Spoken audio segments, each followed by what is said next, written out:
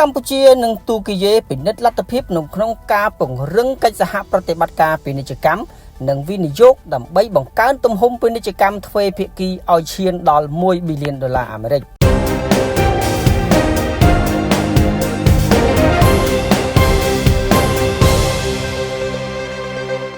តាមរយៈលោកជំទាវ ចោមនិមលរដ្ឋមន្ត្រីក្រសួងពាណិជ្ជកម្មកម្ពុជានិងអាដាមអ៊ីប្រាហ៊ីម យូម៉ាលីរដ្ឋមន្ត្រីក្រសួងពាណិជ្ជកម្មនិងរុក្ខាប្រមាញ់ទូគីយេបានប្រជុំពិនិត្យលទ្ធភាពក្នុងការពង្រឹងកិច្ចសហប្រតិបត្តិការពាណិជ្ជកម្មនិងវិនិយោគឲ្យកាន់តែប្រសើរបន្ថែមទៀតដើម្បីបង្កើនទំហំពាណិជ្ជកម្មទ្វេភាគីឲ្យឈានដល់$1 ប៊ីលានអាមេរិក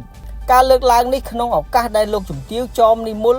និងអាយដាមអ៊ីប្រាហ៊ីម យូម៉ាក់លីបានអញ្ជើញជាសហប្រធានដឹកនាំកិច្ចប្រជុំគណៈកម្មាធិការសេដ្ឋកិច្ចចម្រុះលើកទី4រវាងកម្ពុជានិងទូគីយេកាលពីថ្ងៃទី4វិច្ឆិកាឆ្នាំ2025កន្លងទៅនេះក្នុងកំឡុងកិច្ចប្រជុំនោះផងដែរលោកជំទាវរដ្ឋមន្ត្រីនិងឯកឧត្តមរដ្ឋមន្ត្រីទូគីយេដែលជាសហប្រធានបានគូបញ្ជាក់ពីឆន្ទៈនិងគោលបំណងដ៏មោះមុតក្នុងការបន្តពង្រឹងទំនាក់ទំនងទ្វេភាគី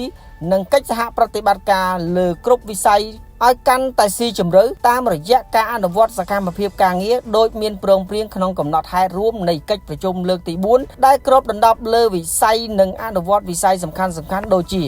ពាណិជ្ជកម្មទំនិញនិងសេវាកម្មកសិកម្មរុក្ខាប្រមាញ់និងនេសាទអាកាសចរណ៍ស៊ីវិលការដឹកជញ្ជូននិងហេដ្ឋារចនាសម្ព័ន្ធអប់រំវិនិយោគឧស្សាហកម្មវិទ្យាសាស្ត្រនិងបច្ចេកវិទ្យាហាឡាល់ធនធានទឹកទេសចរណ៍សុខាភិបាលនិងការងារសន្តិសុខសង្គមនិងបណ្ដុះបណ្ដាលវិជ្ជាជីវៈកិច្ចប្រជុំលើកទី4នេះភាគីទាំងពីរបានពិភាក្សាការងារបន្ថែមដើម្បីពិនិត្យលទ្ធភាពនៅក្នុងការពង្រឹងកិច្ចសហប្រតិបត្តិការពាណិជ្ជកម្មនិងវិនិយោគឲ្យកាន់តែប្រសើរបន្ថែមទៀតដើម្បីបង្កើនទំហំពាណិជ្ជកម្មទ្វេភាគីឲ្យឈានដល់$1 ប៊ីលានសហរដ្ឋអាមេរិកក្នុងនោះលោកជំទាវរដ្ឋមន្ត្រីក៏បានសង្កត់ធ្ងន់លើភាពប្រតិកលានិងការផ្ដល់ផលប្រយោជន៍ឲ្យគ្នាទៅវិញទៅមកនៃសេដ្ឋកិច្ចរវាងប្រទេសទាំងពីរហើយក៏បានជំរុញឲ្យបន្តធ្វើពាណិជ្ជកម្មនិងវិនិយោគលើផលិតផលកសិកម្មការកែច្នៃម្ហូបអាហារវេចខ្ចប់ទេសចរណ៍សុខាភិបាលនិងគ្រឿងបរិក្ខារវិទ្យាសាស្ត្រជាដើម